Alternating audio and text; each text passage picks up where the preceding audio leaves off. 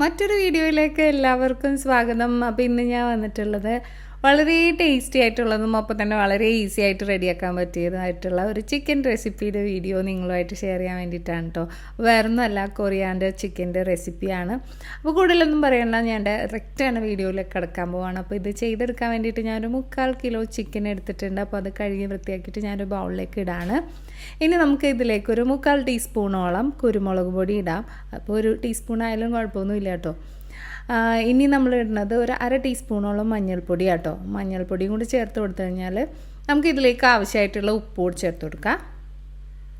അപ്പോൾ ഇത്രയും ചേർത്ത് കൊടുത്തിട്ട് നന്നായിട്ടൊന്ന് മിക്സ് ചെയ്യാം. മിക്സ് ചെയ്തിട്ട് ഒരു 15-20 മിനിറ്റ് നേരം നമുക്കൊന്ന് ഫ്രിഡ്ജിലെടുത്ത് വയ്ക്കാം. അതാകുമ്പോൾ വേഗം ഇതിലേക്കൊക്കെ ആ ഒരു മസാലയൊക്കെ പിടിക്കും. അതുകൊണ്ടിട്ടാണ് ഞാൻ പറഞ്ഞത് അങ്ങനെ.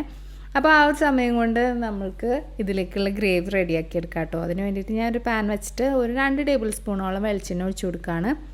അപ്പോൾ വെളിച്ചെണ്ണ ചൂടായി വരട്ടെ. അപ്പോൾ ചൂടായി വന്നു കഴിയുമ്പോഴത്തേക്കും ഞാനൊരു 1 ടേബിൾ സ്പൂണോളം ഇഞ്ചി വെളുത്തുള്ളി പേസ്റ്റാണ് ഇതിൽ ചേർത്ത് കൊടുക്കുന്നത്. അപ്പോൾ അതിൻ്റെ ആ ഒരു റോസ് സ്മെല്ലൊക്കെ മാറിക്കഴിയുന്നവരെ നമുക്കൊന്ന് വഴറ്റി കൊടുക്കാം. അത് കഴിഞ്ഞിട്ട് ഒരു 3 മീഡിയം സവാള ഞാനിവിടെ നൈസായിട്ട് അരിഞ്ഞ് വെച്ചിട്ടുണ്ട്. അപ്പോൾ മീഡിയം സവാള ആയതുകൊണ്ട് 3 എടുത്തിട്ടുള്ളൂ. വലുതാണെന്നുണ്ടെങ്കിൽ 2 മതിയാവും. അപ്പോൾ നമുക്ക് അത്യാവശ്യം ഗ്രേവി വേണം, അതുകൊണ്ടിട്ടാണ് അത്ര എടുത്തത് കേട്ടോ. ഒരുപാട് സവാള ആയിക്കഴിഞ്ഞാൽ കറി വല്ലാണ്ടങ്ങ് മതിരിക്കും. അപ്പോൾ എന്താണെങ്കിലും സവാള ഒരു ലൈറ്റ് ബ്രൗൺ ഷെയ്ഡ് വരെ നമുക്കൊന്ന് നന്നായിട്ടൊന്ന് വഴറ്റി കൊടുക്കാം കേട്ടോ. അപ്പോൾ വഴറ്റുമ്പോൾ വേഗം വഴറ്റിട്ട് വരാൻ വേണ്ടിയിട്ട് കുറച്ച് ഉപ്പ്, അതിനൊക്കെ ആവശ്യമായിട്ടുള്ള ഉപ്പ് കൂടി ചേർത്ത് കൊടുത്തേക്ക്. അപ്പോൾ നന്നായിട്ട് വേഗത്തിൽ വഴണ്ടി കിട്ടും. അപ്പോൾ സവാള വഴണ്ടി വരുന്ന നേരം കൊണ്ട് നമുക്ക് കുറച്ച് അതിലേക്ക് വേണ്ടിയിട്ടുള്ള ഗ്രീൻ മസാല റെഡിയാക്കി എടുക്കണം. അപ്പോൾ അതിന് വേണ്ടിയിട്ട് ഞാനൊരു 7 പച്ചമുളക്, അതുപോലെ തന്നെ ഒരു 6 തണ്ട് കറിവേപ്പില എടുത്തിട്ടുണ്ട്. അപ്പോൾ കറിവേപ്പിലയും അതിലേക്ക് ചേർത്ത് കൊടുക്കുക. അതുപോലെ തന്നെ 1 കപ്പോളം മല്ലിയില എടുത്തിട്ടുണ്ട്. അപ്പോൾ മല്ലിയിലയും കൂടി ചേർത്ത് കൊടുത്തു കഴിഞ്ഞാൽ നമുക്കൊരു പകുതി നാരങ്ങയുടെ നീര്, അത്യാവശ്യം വലിയ നാരങ്ങ കേട്ടോ, അതുകൊണ്ട് തന്നെ അതിൻ്റെ പകുതി എടുത്തിട്ടുള്ളൂ. അപ്പോൾ പകുതി നാരങ്ങയുടെ നീര് നല്ലോണം എടുത്തിട്ടുണ്ട്. അത് ഫുൾ എടുത്തു. അപ്പോൾ അത്രയും എടുത്തിട്ട് ഇതുപോലെ നന്നായിട്ട് പേസ്റ്റായിട്ട് അരച്ചിട്ട് അവിടെ മാറ്റി വെക്കാം. അപ്പോൾ ഈ ഒരു സമയം നമ്മുടെ സവാളയൊക്കെ നന്നായിട്ട് വഴണ്ടിട്ട് വന്നിട്ടുണ്ട്. ഇനി ഇതിലേക്ക് നമ്മൾ നേരത്തെ മാരിനേറ്റ് ചെയ്ത് വെച്ച ആ ഒരു ചിക്കൻ ഇതിലേക്ക് ചേർത്ത് കൊടുക്കാം കേട്ടോ. അപ്പോൾ ചിക്കൻ ചേർത്തിട്ട് അതിൻ്റെ കൂടെ നമ്മൾ ചേർക്കുന്നത് കട്ടി തൈരാണ്. അപ്പോൾ തൈര് ഒരു 4 ടേബിൾ സ്പൂണോളം ഞാൻ ചേർത്ത് കൊടുത്തിട്ടുണ്ട്. അപ്പോൾ തൈരിൻ്റെ ആ ഒരു ടേസ്റ്റും ഉണ്ട് കേട്ടോ ഇതിൽ. നമ്മൾ ബിരിയാണിയുടെയൊക്കെ ആ ഒരു ഫ്ലേവറില്ലേ, ആ ഒരു ഫ്ലേവറാണ് ഈ ഒരു ചിക്കൻ റെസിപ്പിക്ക്. അതുകൊണ്ടിട്ടാണ് തൈരും കൂടി ചേർത്ത് കൊടുത്തിട്ട് ഇനി നന്നായിട്ടൊന്ന് മിക്സ് ചെയ്ത് വെച്ചേക്കാം. മിക്സ് ചെയ്തിട്ട് നമുക്ക് ഇനി ഒരു 10-15 മിനിറ്റ് മൂടി വെച്ചിട്ടൊന്ന് നന്നായിട്ട് കുക്ക് ചെയ്തെടുക്കുക. അപ്പോൾ ഇതിലൊട്ടും വെള്ളം ഒഴിക്കേണ്ട, കാരണം ചിക്കനിൽ തന്നെ നന്നായിട്ട് വെള്ളം ഉണ്ടാവും. അപ്പോൾ ഇപ്പോൾ ഏകദേശം പാതി വേവിൽ വന്നിട്ടുണ്ട്. അപ്പം നമ്മളത് തുറന്നിട്ട് നേരത്തെ നമ്മൾ മിക്സിയിൽ അടിച്ച് വെച്ച ആ ഒരു ഗ്രീൻ മസാല ഇതിലേക്ക് ചേർത്ത് കൊടുക്കുകയാണേ.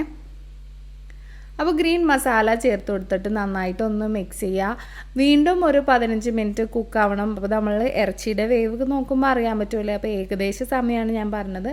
അപ്പോൾ നിങ്ങൾ ഇടയ്ക്ക് നോക്കിയിട്ട് ചിക്കൻ എന്തോന്ന് നോക്കുക. വെന്ത് കഴിഞ്ഞിട്ടുണ്ടെങ്കിൽ ബാക്കിയുള്ള പ്രോസസ്സിലേക്ക് പോകാം. ഇപ്പോൾ എന്താണെങ്കിലും ഞാനിവിടെ നന്നായിട്ട് മിക്സ് ചെയ്തിട്ട് ഒരു 10-15 മിനിറ്റ് നേരം ഒന്ന് മൂടി വെച്ച് കുക്ക് ചെയ്യണം കേട്ടോ. അപ്പോൾ ആ ഒരു ഗ്രീൻ കളറിൻ്റെയൊക്കെ ആ ഒരു എന്താ പറയുക, ആ നല്ല ഗ്രീനിഷ് ആയിട്ടുള്ളത് ഇത് ഈ ഒരു കളറിലേക്ക് മാറി നല്ല എണ്ണയൊക്കെ തെളിഞ്ഞ് കറിയൊക്കെ നല്ലോണം പറ്റി ചിക്കനൊക്കെ വെന്തിട്ടുണ്ട്. അപ്പോൾ ഇനി ഇതിൽ കൂടുതൽ ഗ്രേവി വേണമെന്നുണ്ടെങ്കിൽ നമ്മൾക്ക് ആവശ്യത്തിനനുസരിച്ച് ചൂടുവെള്ളം ഒഴിച്ചിട്ട് ഒന്ന് ഗ്രേവി ഒന്നും കൂടെ ഒരു ലൂസാക്കി എടുക്കുക കേട്ടോ. ഇനി നമ്മൾ ഗ്യാസ് ഓഫ് ചെയ്യുന്നതിന് മുമ്പ് തന്നെ ഒരു അര ടീസ്പൂൺ തികച്ച് വേണ്ട, എന്നാലും 1/4 ടീസ്പൂണിനേക്കാളും കൂടുതൽ കുറച്ച് ഗരം മസാല പൊടിയാണ് ഞാനിതിലേക്ക് ഇട്ടത്. അപ്പോൾ അതും കൂടി ചേർത്ത് കഴിഞ്ഞിട്ടുണ്ടെങ്കിൽ നമുക്ക് ഗ്യാസ് ഓഫ് ചെയ്യാം. ഇനി അധികം പണിയൊന്നുമില്ല, നമ്മുടെ കറി ഇവിടെ റെഡി ആയിട്ടുണ്ട്. ഇനി സെർവ് ചെയ്താൽ മാത്രം മതി. വളരെ ടേസ്റ്റി ആയിട്ടുള്ള കറിയാണ്. അപ്പോൾ നിങ്ങൾ തീർച്ചയായിട്ടും ചിക്കൻ മേടിക്കുകയാണെന്നുണ്ടെങ്കിൽ തീർച്ചയായിട്ടും ഇങ്ങനെ ഒന്ന് ചെയ്ത് നോക്കുക. അപ്പോൾ അധികം പണിയൊന്നുമില്ല, അതുകൊണ്ടിട്ടാണ് പറഞ്ഞത്. എന്താണെങ്കിലും ഈ ഒരു റെസിപ്പി നിങ്ങൾക്ക് ഇഷ്ടമായി എന്ന് പ്രതീക്ഷിക്കുന്നു. അപ്പോൾ എന്താ പറയുക, നിങ്ങൾ തീർച്ചയായിട്ടും ട്രൈ ചെയ്ത് നോക്കിയിട്ട് ഫീഡ്ബാക്ക് അറിയിക്കുക. ഒപ്പം തന്നെ ഈ വീഡിയോ ഇഷ്ടമായിട്ടുണ്ടെങ്കിൽ തീർച്ചയായിട്ടും വീഡിയോ ഒന്ന് ലൈക്ക് ചെയ്യാനും നിങ്ങളുടെ ഫ്രണ്ട്സിനും ഫാമിലി മെമ്പേഴ്സിനും ഒക്കെ ഒന്ന് ഷെയർ ചെയ്ത് കൊടുത്തേക്കാനും മറക്കരുത്. അപ്പോൾ ഇനിയും ഇതുപോലുള്ള നല്ല നല്ല റെസിപ്പീസിൻ്റെ വീഡിയോസായിട്ട് കാണുന്നവരെ ടേക്ക് കെയർ, ബൈ.